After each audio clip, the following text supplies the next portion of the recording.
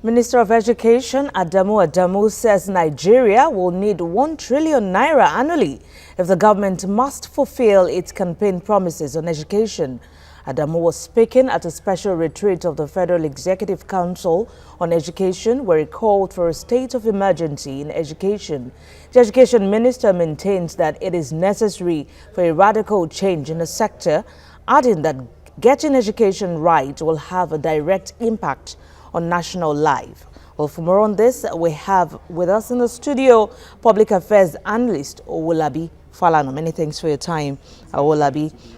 Yes, the state of education in Nigeria, no doubt, calls for serious concern.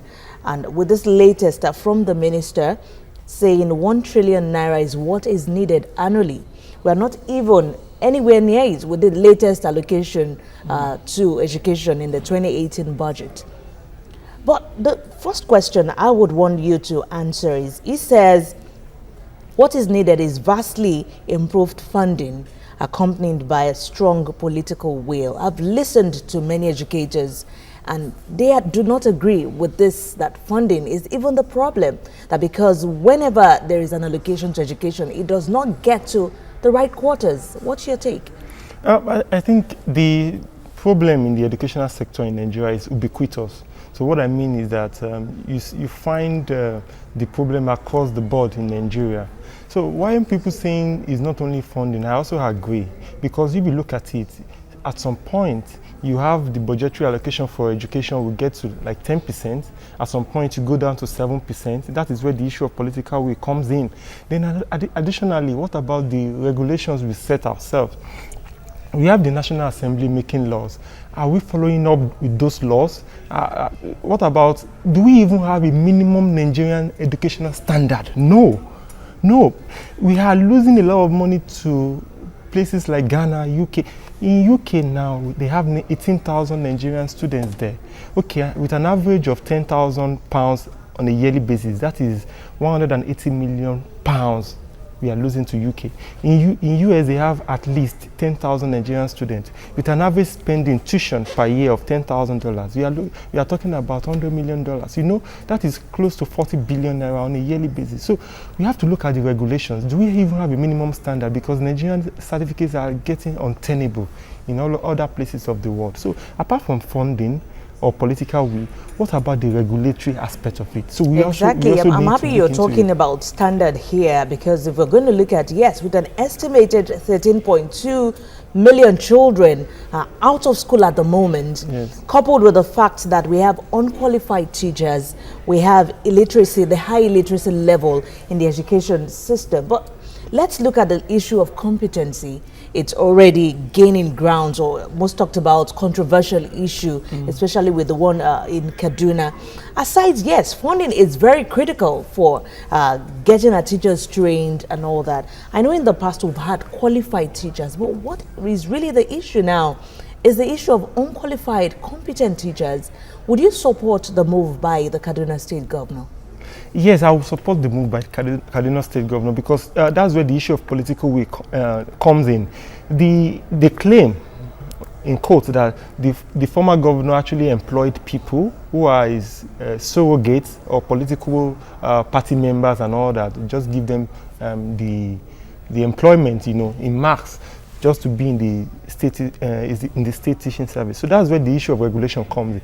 Let us have a policy, a national policy, that for you to be a teacher, you must have passed through a particular school, and you must which used to be the NCE but that we had. It's not. We are not following up with it. So that's where the issue of regulation comes in. Then you must have at least once in 3 years or once in 3 years a specific examination that you undergo, so that when you pass through those stages, you know that yes, this job I have at hand is a serious task.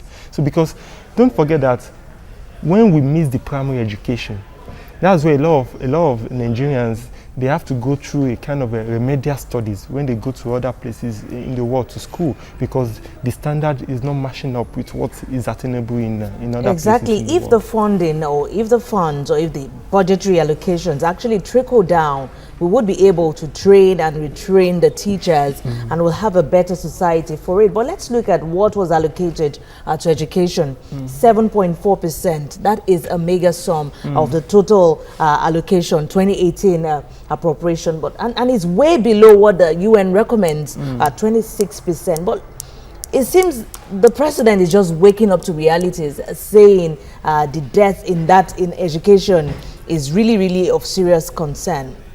Don't you think it's way too late for him to be thinking in that manner, and also calling for a state of emergency in education? But he is even not, his statement is even not matching up with the actions, because 605 billion, representing 7.something% for the budget in 2018, for example, is not even up to the budget of Harvard and MIT combined, 2 universities, and that is the budget of the whole federal government institutions, including overheads, recurrent and capital expenditures. So, but another thing I'm looking at is that, okay, let's admit that the government cannot finance all the schools at the same time. Why don't we have corporate governance in those schools? Let those universities have at least a degree of autonomy, so that they will be able to generate funds and also do things that it will not necessarily affect the school fees payments structure that currently exists. What about our curriculum? Are we looking into that direction? I just shared with you that we are losing not less than $100 million to the United States in terms of people who are leaving Nigeria to go and study in US, abroad, in UK, even Ghana here.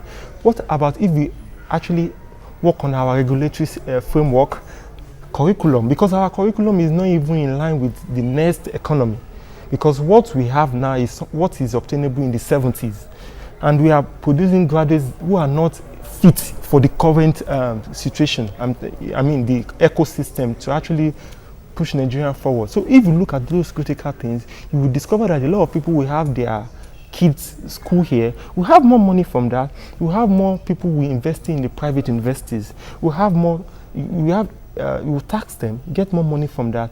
It's not necessarily about budgetary provision, but there are a lot of things that we can put in place.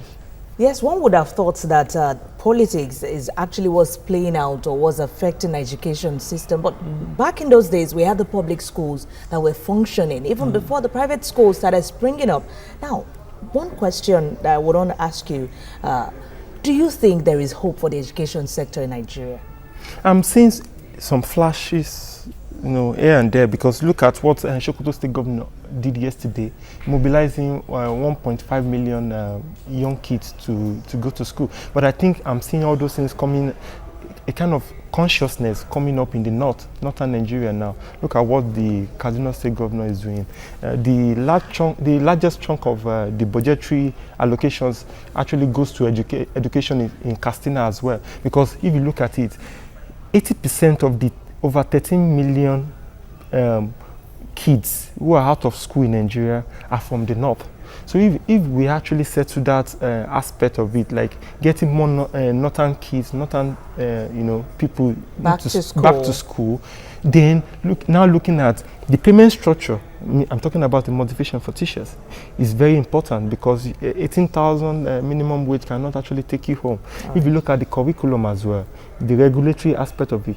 What about infrastructure? How many schools have laboratories, functional ones? How many research centers do we have? Are they functioning? So if you look at all those things, you will see that we have hope. And budgetary provision. Budgetary provision should not depend solely on government income. What about taxing more of these private schools?